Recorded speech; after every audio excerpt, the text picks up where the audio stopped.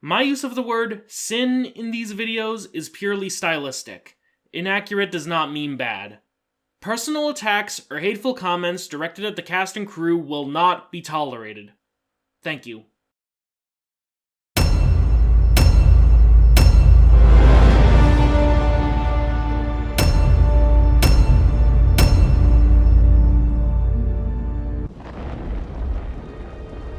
How is there a thunderstorm happening at Camp Half-Blood? Bad weather is supposed to always pass around the camp, unless the gods specifically choose otherwise.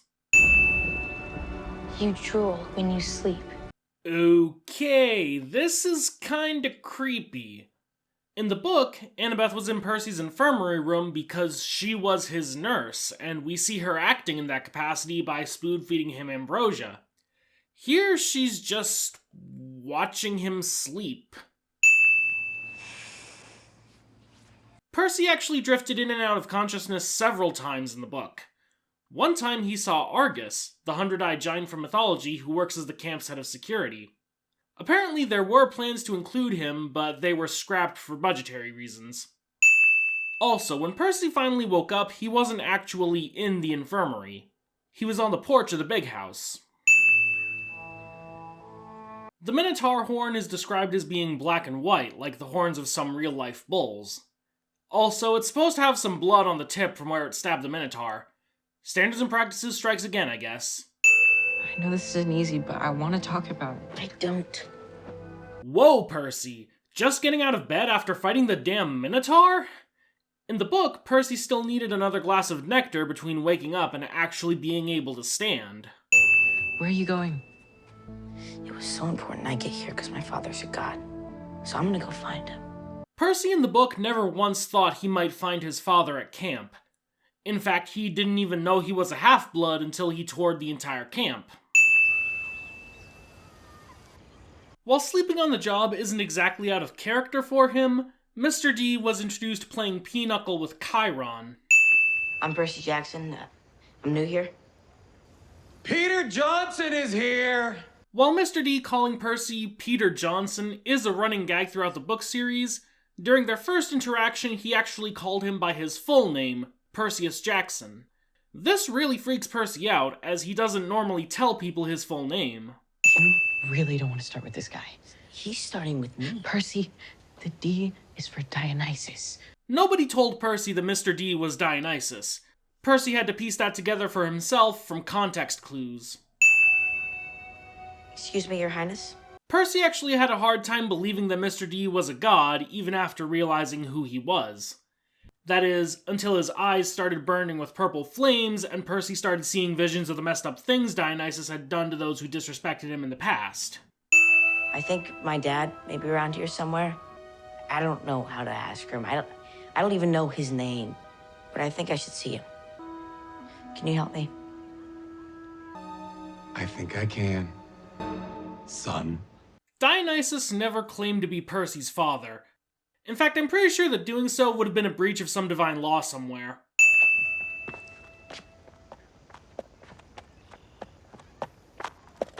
Chiron was still in his wheelchair when he introduced Percy to camp, probably to make the transition easier for him. In fact, him getting out of his wheelchair and revealing his horse body was a pretty dramatic reveal. Also, Chiron's horse body is supposed to have white fur. Fun fact, actor Glyn Turman was actually riding a real horse for his scenes in centaur form, and apparently chose his own horse based on his decades of experience with horseback riding, which he also teaches for children at a real-life summer camp. It may be inaccurate, but there's a damn good story behind it. This is 100% a sin by technicality only.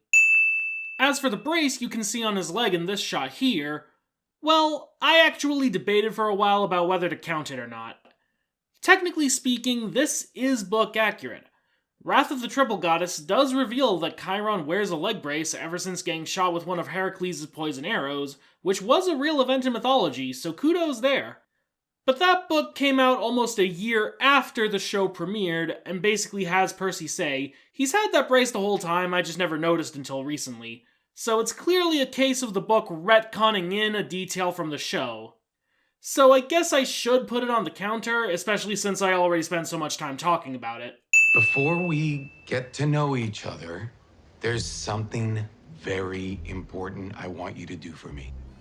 In the galley, there is a bottle of 1985 Chateau Haut-Brion. Will you go fetch that for me?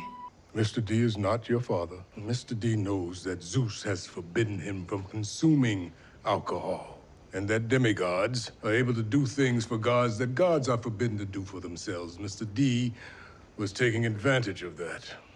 While this is a nice way to establish the idea of the gods getting demigods to do what they can't, it's entirely made up for the show. Walk with me, and we'll start again. Grover, please, give us a moment. Chiron didn't need to tell Grover to stay behind while he took Percy on a tour of the camp. He'd already been called away by Mr. D to a meeting to discuss his performance as a keeper. Also, are we really skipping over the Pinochle game? I guess it's not particularly cinematic, but still, that's at least half a chapter, and the half the chapter was named after. I play Pinochle with a horse. This doesn't feel right. What, success? You got the boy to camp alive. Wait, what? Grover's main motivation in the book is that he didn't complete his mission, since Percy ended up dragging him over the property line. Because of this, he has to go on a quest with Percy, or else he'll never be able to get his searcher's license. You're not seriously gonna cut out the main character arc for one of the lead characters, are you? Also, I'd just like to point out that Grover and a soda can were in a scene together, and at no point did Grover eat it like he did in the book. Apparently someone thought showing that would inspire kids to try it at home and hurt themselves, which I'd say is ridiculous, but the only ridiculous thing about it is that they're absolutely right. I lost your pen sword thingy. Hopefully that wasn't your only one. Check your pocket. Unless you surrender it, it will always find its way back to you. Once again, this is kind of sequence breaking. In the book, Chiron explains this to Percy before he sets off on the quest, at the same time he gives him Riptide to keep. I guess this makes sense given the new sequence of events, but I'm still gonna count it as an inaccuracy. Also, whether or not Percy surrenders her doesn't seem to matter in the books. The one time he does, when Percy gives her to Terminus in the Son of Neptune, it takes some level of active magic to prevent her from returning to his pocket. Also, the show never elaborates on any other facts about the sword beyond this point. Not the fact that she was a gift from Poseidon, not that she has any sort of troubled past, not even that her name is Riptide. Like, how are you going to use the Vance Joy song in the trailer and not actually mention the name Riptide? 12 cabins. The 12 Olympian gods. Okay, this is the best look we're gonna get at the cabins as a collective, so let's just break it down here. The Demeter cabin did not have a windmill on it, it had a rooftop garden. The Hera cabin is supposed to be bright white, with pomegranates and flowers growing around the columns and peacocks carved into the walls. The Zeus cabin looking similar to Hera's is accurate, but it's supposed to be bulkier and have bronze doors with holographic lightning bolts. And again, too dingy looking. The Poseidon cabin is supposed to be shorter and wider than the Zeus cabin, and have walls made of rough grey sea stone studded with shells. The Ares cabin is supposed to have a sloppy red paint job, with barbed wire on the roof and a stuffed boar head over the door. The Apollo cabin is supposed to be clad in gold. The Hephaestus cabin is supposed to look like a factory, with a brick exterior and smokestacks on the roof. And lastly, the cabins were not arranged in a simple circle. They were arranged in a horseshoe shape, with Zeus and Hera at the apex. Also, no Hestia tending the hearth? How dare you? Hestia is Bestia. Also, she's pretty integral to the final book, so it's weird that they didn't bother setting her up at all. Each cabin is home to the children that God has claimed. Great, which one am I? You haven't been claimed, Percy. Your father might claim you tomorrow. It might be next week. It might be... Never. In the book, this conversation came after the tour of camp, and Percy had it with Annabeth. This is actually how Percy found out that he's a demigod. Everyone! Wait a minute. Everyone! This is Percy Jackson. I trust you will see to whatever he needs. Hey Chiron, would you care to tell the Hermes kids whether or not he's undetermined? They need to know whether or not to groan about more unclaimed kids. Then again, considering that they aren't bowing to Chiron here like they should, I guess it all evens out. Courtesy-wise anyway, both are still sins. Percy was supposed to trip on the threshold when he first stepped into the Hermes cabin. Gotta make a good first impression on your new cabin mates. Percy actually had nothing to claim floor space with in the book. Luke had to steal some supplies for him. Maybe that's where this sleeping bag came from, but the fact that it's never revealed, I'm counting as a sin. After all, that detail might have been foreshadowing. Look, if you want to give me a hard time, just do it tomorrow. I can't do any more today.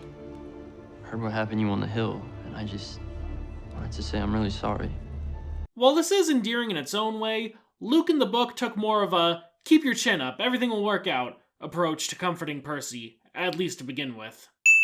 Also, Luke is supposed to have short-cropped sandy hair, and that scar is way too faint. It's supposed to be thick and white. Also, Percy's tour of the camp didn't end here. Chiron left to teach an archery class, but Annabeth took him on a tour of the rest of camp. As a result of this change, we miss out on seeing the arts and crafts room and the climbing wall. Grover's meeting with the Cloven Elders took place while Percy was on his tour of the camp, not anywhere near dinner time. Also, if you look in the background, you can see campers bringing trays of food to the dining pavilion. In the book, the dining pavilion had table service courtesy of the wood nymphs. Percy's first dinner at camp was a scene unto itself. Kind of weird that they'd skip over that.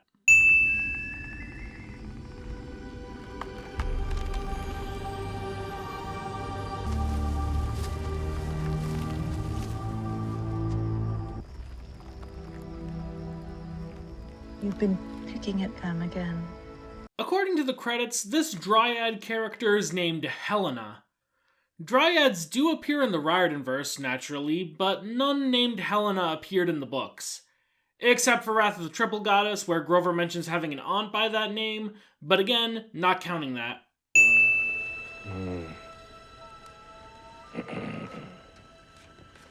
Sooner or later, you're gonna have to choose. I'll admit, this poor performance could just be an isolated incident, but in the interest of nitpickery, I will point out that Chiron seems to beat Mr. D at cards with some regularity. It's Sally Jackson. I've never seen a Minotaur crush a human to death, but I assumed that they'd get really squishy, but she evaporated. Like a monster would. I find it really ironic that this is such a major plot point when the book explicitly denies it being a thing.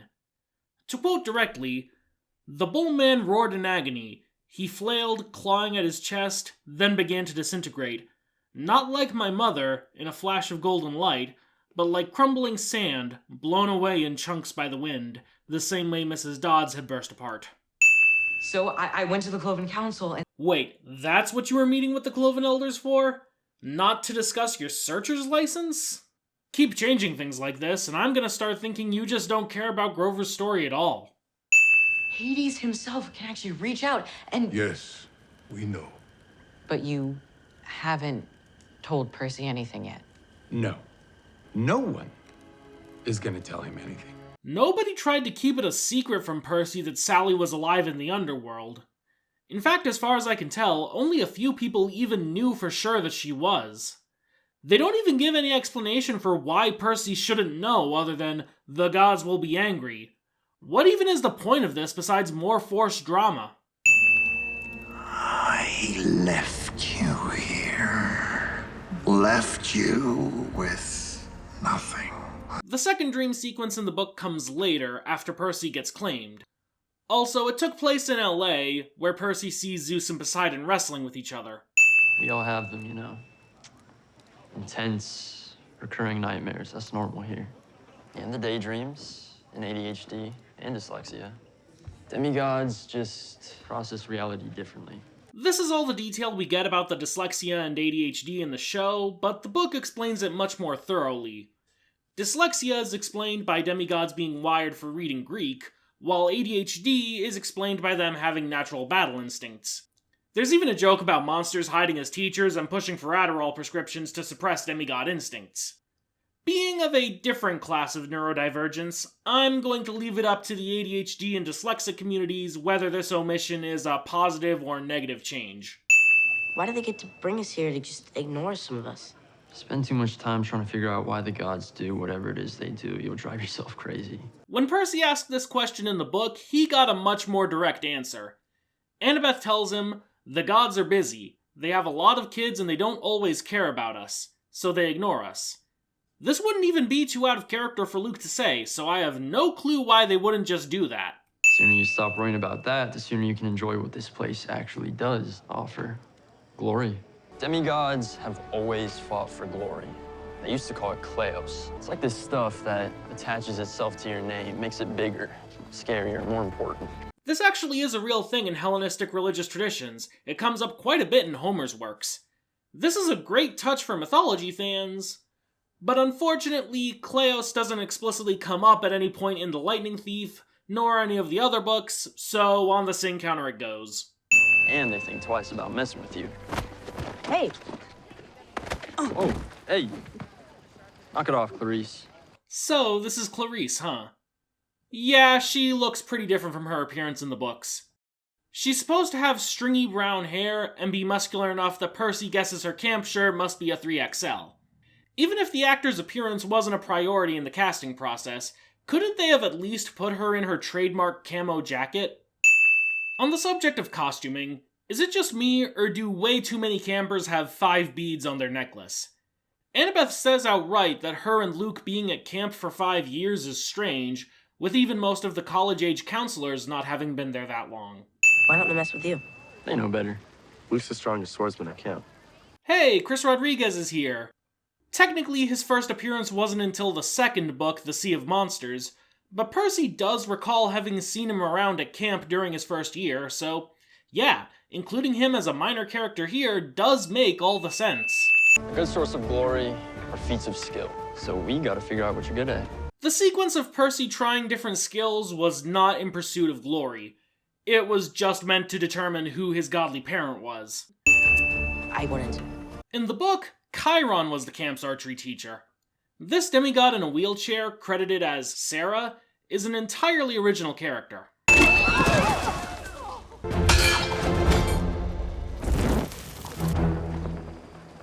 Huh, that was short.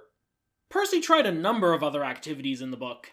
He wrestled with Clarice, foot raced some dryads, proved to be a fairly proficient canoeer, and did something with the strawberry vines it's never clarified. They basically ruled out all the major gods apart from the big 3. Also, at the risk of spoiling later episodes, I think it would have been better to show Percy sword training with Luke now rather than in flashbacks later on, since that would help to foreshadow later events in this episode and keep it from feeling like an ass pull later on. Is there a Greek god of disappointment? Oasis. But she's a goddess. I wouldn't dismiss that idea so soon. There are demigods born from same-gender relationships, like Kayla Knowles, daughter of Apollo and Darren Knowles. Hell, this is probably just a writing goof, but in The Lightning Thief, Grover briefly speculates that Percy might be a child of Nemesis, even though she's also a goddess. We're gonna find the thing that you're good at. I know it. In the book, after all of Percy's failures, Luke speculated that he might actually be a son of Hermes after all, a jack of all trades, master of none. Our turn. My turn for what? Why are there only 3 Hermes kids at this table? All the campers in a cabin are supposed to sit at a single table, and the Hermes cabin is supposed to be so crowded that Percy can't even get his whole butt on the bench. Burnt offerings. The gods like the smell, so it gets their attention before you say a prayer. The burnt offerings weren't part of a prayer ritual, it was just an offering. You're free to say a prayer if you want, but that's not the purpose of the ritual.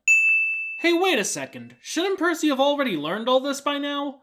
This is at least his second day at camp. We saw campers gathering for dinner earlier in the episode. Has he taken all of his meals in his cabin up until now? Is that even allowed?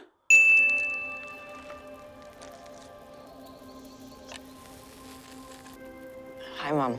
While ancestor veneration does seem to have been practiced in ancient Greece, Percy never prayed to his mother. The closest we get is when he toasts a goblet of blue cherry coke to her with dinner, and silently vows to bring her back from the dead somehow. Oh, that reminds me. They never showed the magical goblets at the dining pavilion, which can summon any beverage the drinker asks for. Non-alcoholic, of course. Hey, guys.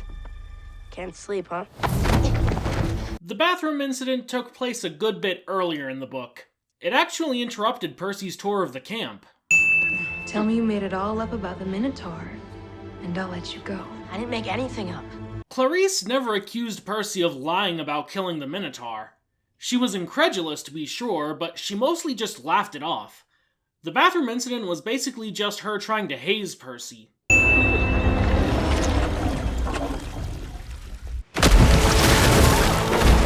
Only one toilet erupts in the show, but in the book, every fixture in the bathroom blasted Clarice. I'm Annabeth. Okay, no more joking around. It's time to really address that thing you probably want me to talk about. Even going strictly by the text, Annabeth is one of the few unambiguously white characters in the book, with tan skin and curly blonde hair.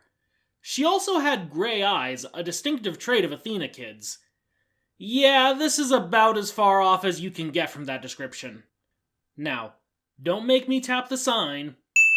Anyway, Percy met Annabeth much earlier in the book. In fact, he met her on his first day, at the pinochle table with Mr. D and Chiron. Then she took Percy on a tour of the camp, and tutored him in ancient Greek. All of these scenes fleshed her out quite a bit before Capture the Flag. Also, Annabeth seems to have just been standing there watching from a distance while Percy got swirlied, which is not what she did in the book. She actually tried to stop it, but Clarice pushed her aside. This also robs us of seeing these two characters banter with each other, and the origin of Annabeth's Wise Girl nickname. In fact, her trying to stop it led to her getting doused alongside Clarice and her siblings. Yet she's looking pretty dry here. Well, I've been waiting to see if something like this would happen. So I know if you can help me Help you do what? win Capture the Flag. While Annabeth did think Percy might be the one at first, she dismissed the idea as soon as she realized what a doofus he was. That is, until the bathroom incident. Annabeth's the head counselor of the Athena Academy. Okay, it's not explicitly stated when Annabeth became head counselor, but seeing as there's a line in The Lightning Thief about all the counselors being college-aged, I'm pretty sure it was sometime after that. She's led our team to 3 straight wins. F***ing what? The Ares kids were the reigning champions of Capture the Flag when Percy arrived at camp. The blue team were the plucky underdogs with something to prove. That's why Annabeth needed Percy's help to win. Before camp, I was on the road. Me and a forbidden kid I met along the way. Her name is Thalia. Spoiler alert! In the book, Thalia's story is initially set up as a standalone thing, recounted from a distance similar to the classical myths. The fact that she was a friend of Luke and Annabeth's was only revealed late in the book. I thought that was a really powerful plot twist, but I guess we're just not bothering with that. One day, we find this little girl hiding in an alley, Annabeth. We were worried about taking her in, exposing her to all that danger. Then we saw her fight. Nope, Luke and Thalia were both ready to take Annabeth in as soon as they met her. After all, the alternative was to leave a 7-year-old child on her own, with no home, with only a hammer to fend off monsters. Chiron's been promising her for years. One day, a demigod would arrive who was fated to go on a quest that even Chiron couldn't prevent. Luke alludes to the fact that Chiron has been refusing quests, but never goes in depth as to why, even though he would know better than anyone else. In the book, Luke himself admits that he was the last camper to go on a quest, and that it went so badly for him that Chiron has never allowed a quest since. This is also how he got his scar, and a major factor of his motivation. Any magical items you may possess are permitted as well. Percy did not use Riptide and Capture the Flag. He used a standard issue sword from the camp armory. Then again, he almost certainly would have used her if he'd had her by that point, since the regular swords weren't super well balanced. But still... Alright, we have 20 minutes before the second conch and game 1. You know what you're doing? Yes, ma'am. I think now is a good time to note that Annabeth had a pretty obvious crush on Luke in the book, and turned into a blushing mess every time she was near him. I can see 2 possible reasons for them dropping this. 1, because they felt that was a dumb cliche, or 2, because they want to distance themselves from any romantic implications between the two as much as possible to avoid some of the squickier elements of the later books. Both make sense, but I still don't see this as a strictly necessary change on its own. Listen, I get it. Okay, you're better at this than me. But I need this to go well today. So if you're gonna expect me to know how to do something I don't know how to do, and I end up falling flat on my face, like, I can't really have that right now. You still don't get where you fit into all this, do you? In the show, Annabeth just kind of leads Percy to a random spot and refuses to elaborate. In the book, he had a clear assignment: stay by the creek and keep the Red soldiers from crossing it into Blue territory.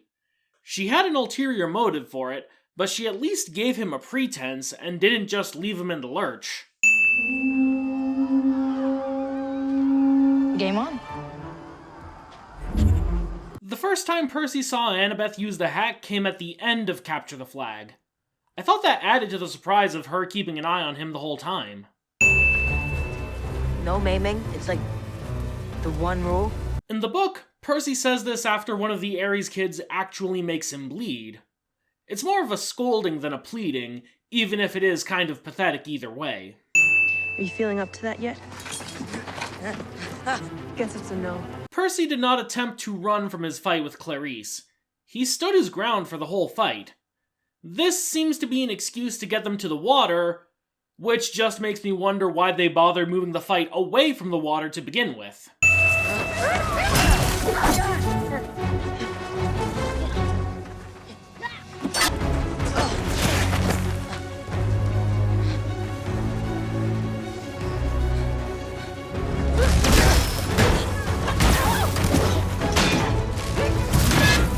Gonna be honest, this part is a bit of an adaptational show. In the book, the Ares kids pretty much had Percy down for the count for a moment and had already started celebrating.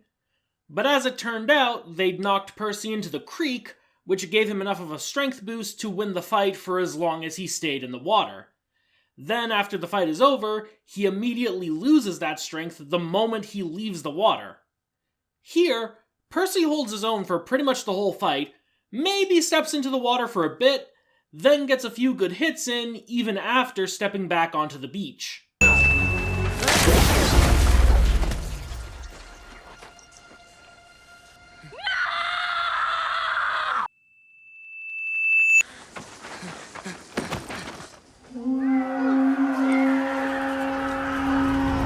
Percy actually got one last hit in on Clarice while she was yelling about her broken spear.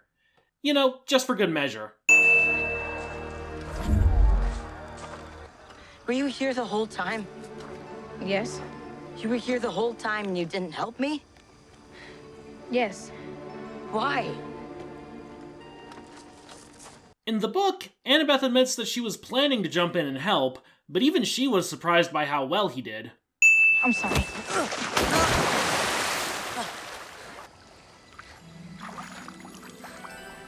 The fact that the water healed Percy was as much of a surprise for Annabeth as it was for everyone else. She practically had a panic attack when she realized what was going on. Some might say this change fixes the fact that she never pieces together the obvious clues, but I always interpreted that as her being in denial on account of the Athena-Poseidon rivalry. Also, Scene does not contain a hellhound.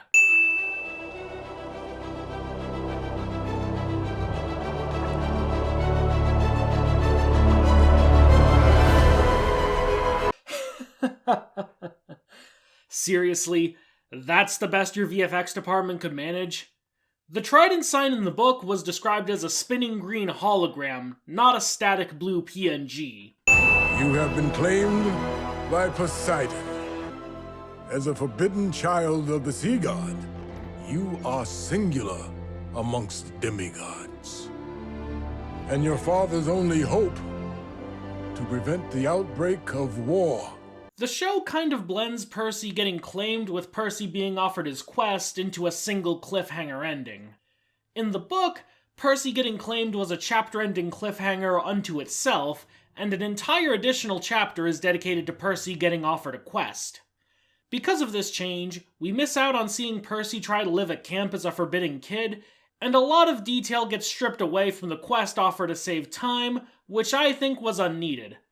Just end the episode where the chapter ended, and start the next episode with the quest offer so we can have more breathing room. For months now, Zeus and Poseidon have been locked in a dispute over the Master Bolt, the symbol of Zeus's authority. While this is true and a big sore point for Zeus, there's also the pretty pressing concern that the Master Bolt is the most powerful weapon in the universe, outclassing even the strongest atomic bombs by a wide margin. Yeah, not the kind of thing you want some random thief getting their hands on, especially if you're like Poseidon and have Cyclopes at your command that could potentially reverse engineer it and make copies. Also, I see sunshine on those hills, even though in the book, Zeus sent a storm to Camp Half-Blood for harboring the alleged lightning thief. This provided additional motivation for why Percy should go on the quest. An ultimatum has been given to him by Zeus that if he doesn't return the bolt by the summer solstice in 1 week... 1 week? In the book, Percy had 10 days to retrieve the Master Bolt, and even then he barely made the deadline. How is he supposed to manage it with 3 fewer days? There is a third brother who has always deeply resented them both. It's Hades. Yes. The bolt is with Hades. Chiron actually didn't tell Percy that his quest would be to the underworld until after he got the prophecy. For some reason, he thought that detail might scare Percy away. The quest is always undertaken by 3. Great. Good luck finding those guys, because it ain't gonna be me. Percy never refused to go on the quest for the Master Bolt. He may not have cared about preventing the war, but he knew better than to say as much. Besides, his only other option was to let Mr. D turn him into a dolphin. You are his son. I am Sally Jackson's son. There was a moment vaguely similar to this in the book, when Percy first learns the cabins are assigned by parent. Because this happens before he learns that he and all the other campers are half-bloods, he assumes they want to know about his mother. It wasn't some act of defiance, he was genuinely confused. The fate of the world hangs in the balance. You will accept this quest. I won't. Mr. D actually didn't want Percy going on the quest. He'd rather just incinerate Percy to appease Zeus, or at least turn him into a dolphin. Also, Mr. D was only there for the beginning of the scene. After that, he had to leave for an emergency meeting on Olympus. I'm sorry, sir, but I have news. Grover? Sally Jackson is alive. Your mother was stolen. By Hades. When do we leave? Percy didn't know his mom was alive until he was already halfway across the country. Sure, he was planning to bring her back from the underworld pretty much as soon as he found out that's where he was going, but whether or not she was alive down there didn't matter, because that's where the dead go anyway. One thing I did like about this episode is the atmosphere. While the details might have been off, watching this episode did feel like a day at Camp Half-Blood. A lot of that is down to the location, which secondary sources say was in Manatee Bay, Vancouver. But also, I will give the set designers credit for capturing the whole Greek city meets American sleepaway camp vibe of the camp from the books. I know some have complained that the episode doesn't have a lot going on, and is mostly just exposition up until the capture the flag sequence. And I will agree, it can be a bit of a drag trying to watch this from start to finish. But honestly, I think some of that's to be expected given the source material, so I won't give it too hard a time for that adaptation-wise. These were the world-building chapters, after all. The main issues I have with this episode are related to the characters of Annabeth and Clarice.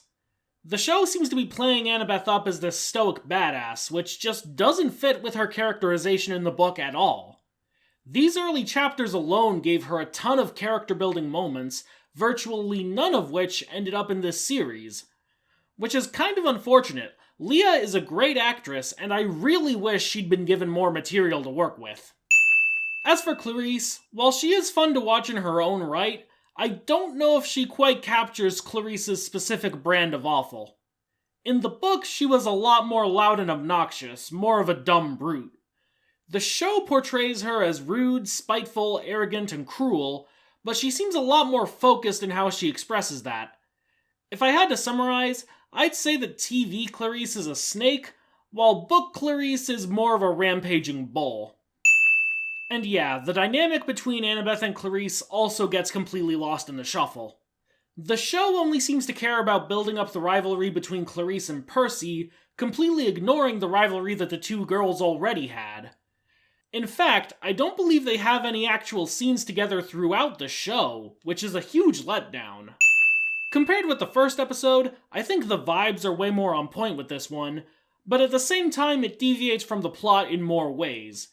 So it's a bit hard to say which I thought was better or worse. But I think I'm going to at least say that I enjoyed watching this one more.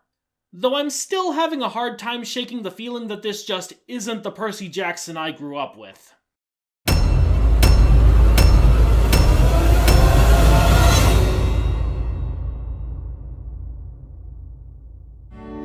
It's hard to feel the rush, to brush the dangerous.